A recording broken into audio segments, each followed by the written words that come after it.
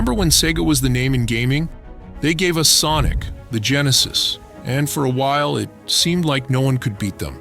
But how did the company that once ruled the gaming world lose it all so fast? From rapid-fire hardware releases to poor timing and brutal competition, Sega's downfall was as fast as Sonic's speed. In just a few years, they went from leading the console wars to bowing out completely. So, what happened? This is the story of how Sega lost the console wars. In the early 90s, Sega was a force to be reckoned with. The Sega Genesis, known as the Mega Drive outside the US, was a revolution. It wasn't just a console, it was a statement, a bold challenge to Nintendo, whose dominance seemed untouchable. The Genesis didn't just compete, it outpaced Nintendo in key markets, especially in the US. And Sega wasn't just selling games, they were selling attitude. They marketed themselves as the cooler, edgier option, appealing to an audience looking for something different. Sega was at the top of their game, and the Genesis became a global phenomenon.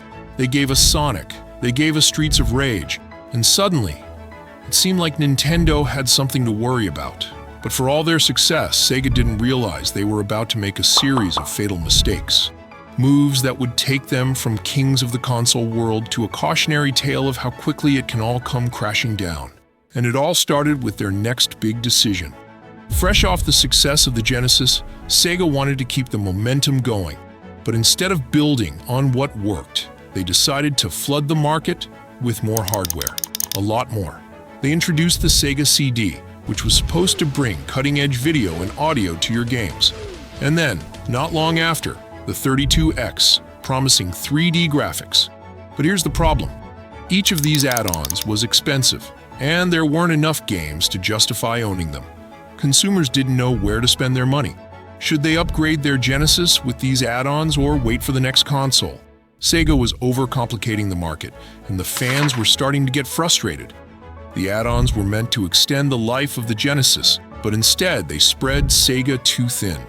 Developers didn't want to invest time in making games for hardware that wasn't widely adopted. The game libraries were small, and sales began to slip. But Sega wasn't done. While consumers were still trying to figure out what to buy, Sega was already preparing for the next big thing, what they hoped would be their savior, the Sega Saturn.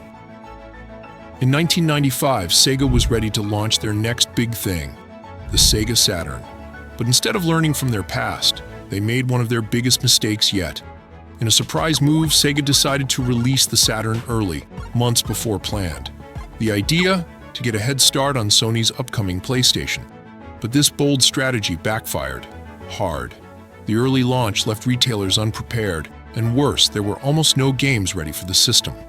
Consumers walked into stores expecting the future of gaming, but found very few reasons to buy the Saturn. Developers were struggling with the Saturn's complex hardware, and many shifted focus to the more developer-friendly PlayStation. The writing was on the wall. Sega's rushed launch wasn't paying off. And while Sega was stumbling, a new competitor was making waves. Sony's PlayStation was right around the corner, and it was promising better graphics, more games, and a user-friendly system for developers. The Saturn was supposed to save Sega, but instead it pushed them further into trouble. While Sega was struggling to get the Saturn off the ground, a new challenger entered the arena, Sony's PlayStation. And it didn't just shake things up, it changed everything. Sony's PlayStation wasn't just another console, it was a game changer. It offered 3D graphics that were light years ahead of Sega, and it was easy for developers to work with. Suddenly, everyone wanted to make games for PlayStation. While the Saturn struggled to find its audience, the PlayStation was selling out. Developers and gamers alike flocked to Sony's new system, leaving Sega in the dust.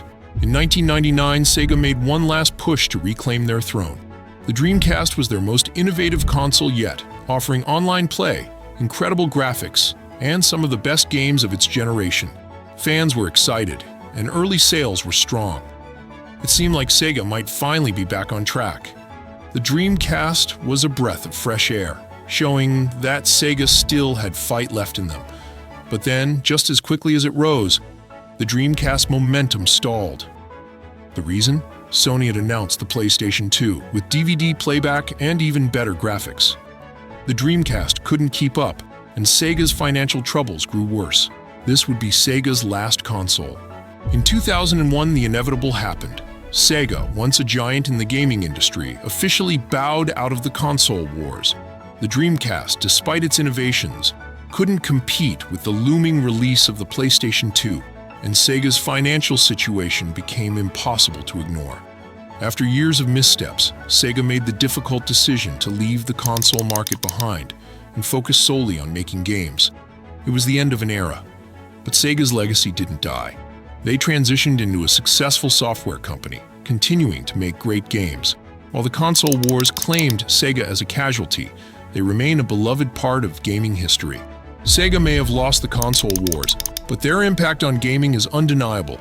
From the innovation of the Dreamcast to the unforgettable memories of the Genesis era, Sega helped shape the gaming industry we know today. Even though they no longer make consoles, Sega reinvented themselves as a powerhouse in game development, giving us classics like Yakuza, Total War, and Sonic the Hedgehog. They continue to create experiences that resonate with gamers worldwide.